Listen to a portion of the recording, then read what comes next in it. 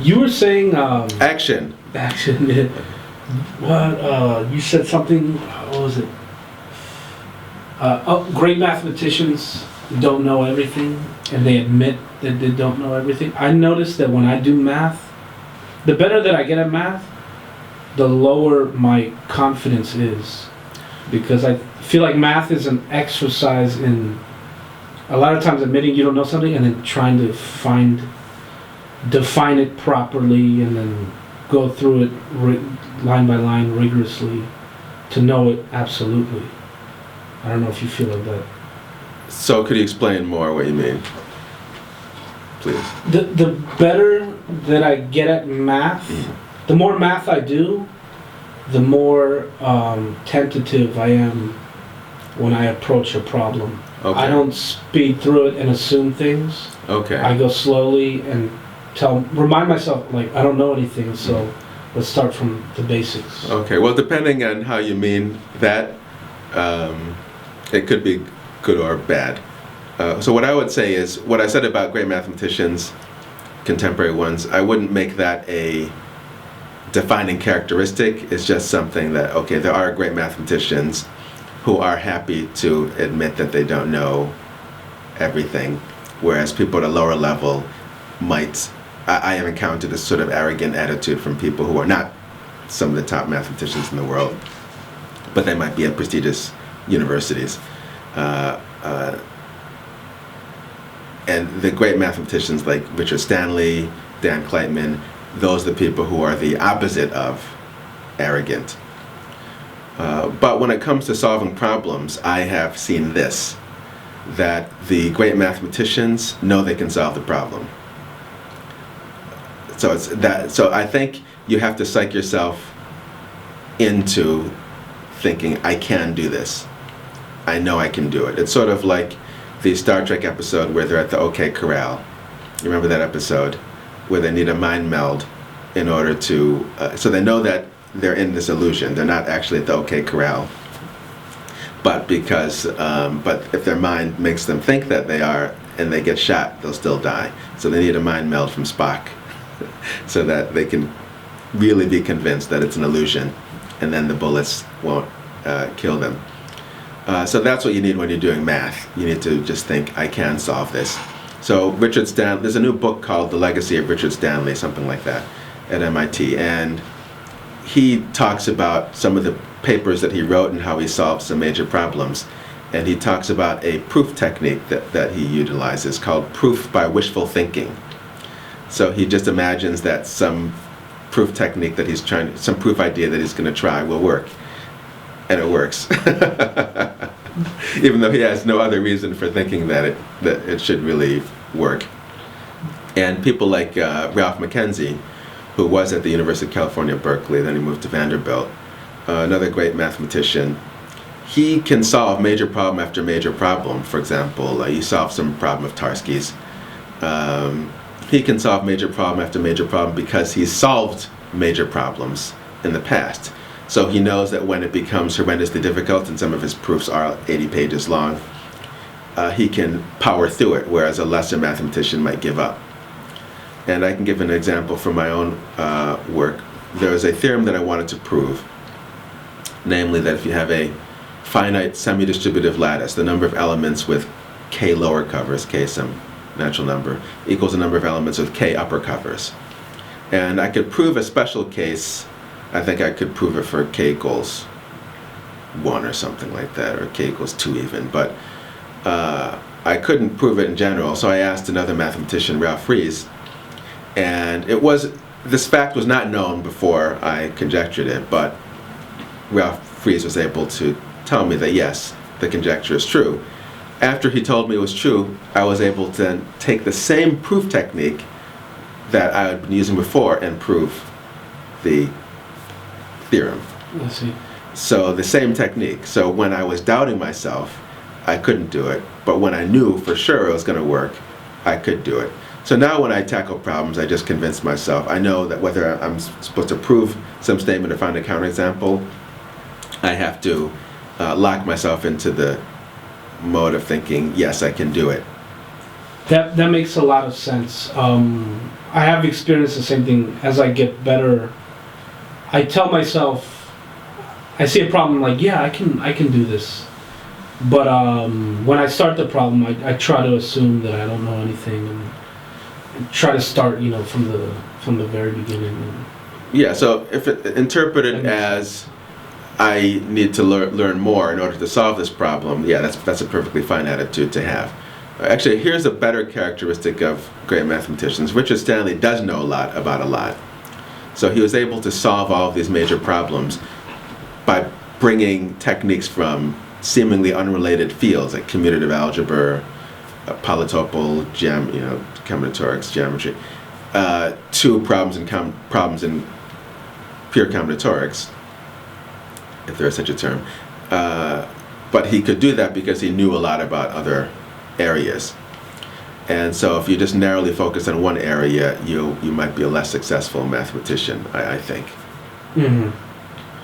I brought up John Conway because I think I heard this interview on YouTube. I know, I saw this interview on YouTube, but I couldn't find it again, where they interviewed John Conway and they asked him why he went into mathematics, and his response was, because I hate working.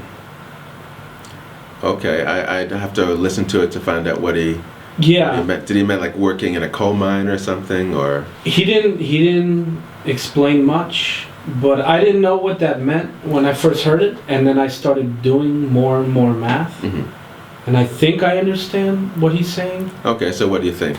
The math is not, it doesn't feel like work. There's no manual labor. Yes. There's no equipment, gear, there's no dress code. It's you, your brain, and your notebook. Yes. And it seems very just pure, and it can be fun sometimes. Yes. And it can, I don't know if relax is the right word. Maybe it relaxes your body, but your mind is active. And so it doesn't feel like work at all. It doesn't feel like a job.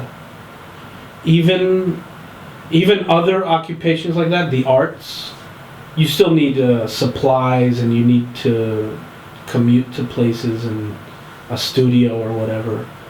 But math is a lot more fundamental and I think easier than a typical 9-to-5 job. Yeah, so I would agree with everything you just said. So I would do what I do for free. Oh, I probably shouldn't say that on video because I don't want them to reduce my salary. But I enjoy math, and I would actually rather do math than other things that might be considered fun. Like I'd rather just be doing math in my apartment than going out most places. And so certainly even with the job aspect of being a professor where I'm teaching, a lot of that is fun too. The only part that's not so fun is the grading. So everything about the job is great, and that's why I tell people it's a great occupation to go into, even being a professor in other areas, quite frankly, because the actual work aspect takes up so little time, and when you're at a university that cares about research, as Morgan State University does, then you can spend your working hours doing something that you'd do anyway. Yeah. I forgot what I was gonna say. I think when I think back about my life so far and the paths that I'm taking, I think we spoke that one night at the comedy show about, you said something about not exerting yourself too much, not having to work too much. So I don't remember. Maybe I was suggesting that you don't spend too much time doing other things. I think you like said making something documentaries. This is a waste of time, right? No. Well, what I'm saying is that if you want to be a mathematician, then you can focus on the math. You can, if you want to make films, you can focus on making films. But I could be wrong. But so maybe that's what I meant. I was thinking that I like math a lot, and Yeah. I enjoyed performing stand-up comedy, and those two paths are very not labor-intensive, very easy.